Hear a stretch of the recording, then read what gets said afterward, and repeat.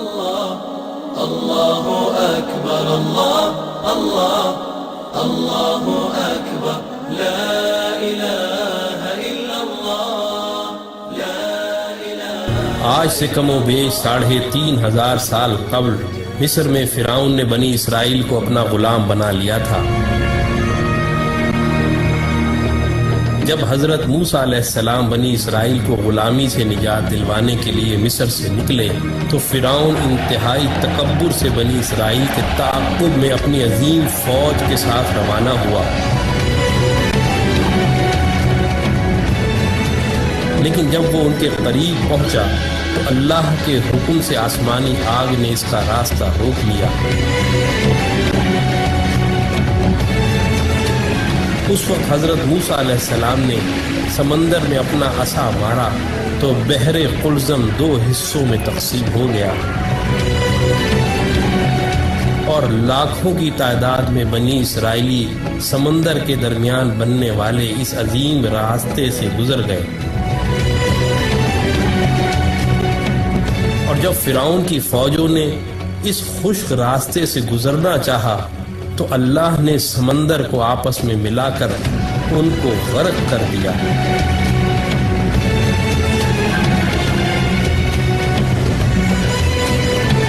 یہودیوں اور عیسائیوں کے عقیدے کے مطابق فرعون کی تمام فوج تو غرق ہو گئی تھی، لیکن فرعون کنارے پر ہونے کی وجہ سے ڈوبنے سے بچ گیا تھا اور بعد میں وہ اپنی طبعی موت مرا تھا۔ 1898 میں مصر کی مشہور کنگز ویلی دریافت ہوئی، جہاں مختلف مقبروں میں فرعون سمیت دیگر کئی بادشاہوں کی حنوط شدہ لاشیں دریافت ہوئیں۔ اس دریافت کے 83 سال بعد 1981 میں جب فرعون کی ممی خراب ہونے لگی تو اس وقت کی مصری حکومت نے فرانس سے درخواست کی کہ وہ فرعون کی ممی کو نہ صرف خراب ہونے سے محفوظ کرے بلکہ اس کی موت کی اصل وجہ بھی معلوم کرے۔ جب فرعون کی ممی کو ایئرپورٹ پر لایا گیا تو فرانسیسی صدر متران سمیت تمام وزراء، افواج کے کمانڈروں اور فوجی دستوں نے فرعون کی ممی کو اس طرح سلامی دی جیسے ایک عظیم بادشاہ کو دی جاتی ہے۔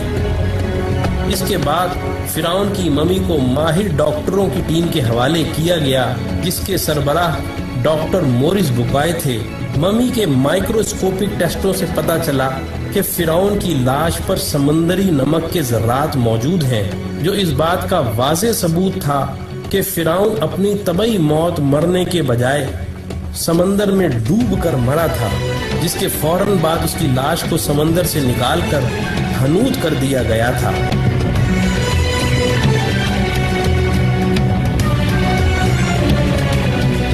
جب ڈاکٹر مورس بوکائے آخری رپورٹ مرتب کر رہے تھے تو ان کو بتایا گیا کہ مسلمانوں کی مقدس کتاب قرآن مجید میں لکھا ہوا ہے کہ اللہ نے فرعون کو غرق کر کے اس کی لاش کو عبرت کے لیے محفوظ کر دیا تھا۔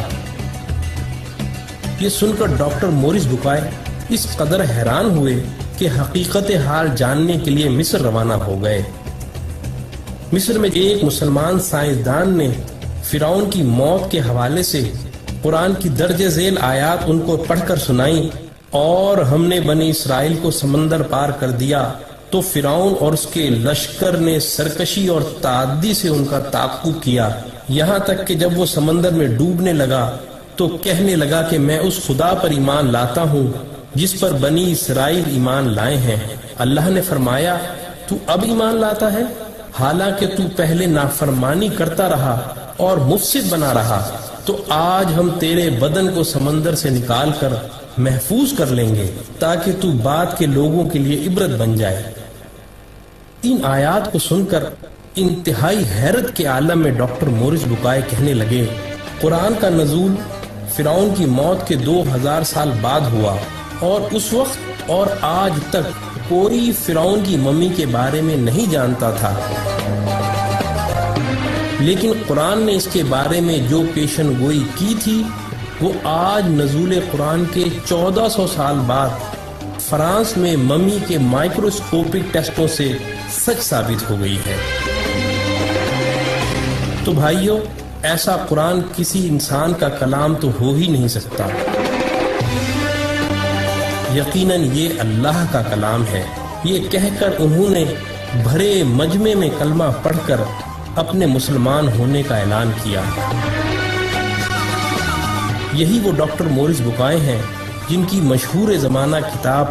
قرآن، بائبل اور سائنس نے آج پوری دنیا میں تہلکہ مچایا ہوا ہے۔ اللہ اکبر، اللہ اللہ اللہ اکبر، لا الہ الا اللہ، لا الہ الا اللہ۔ اسلامنا جاء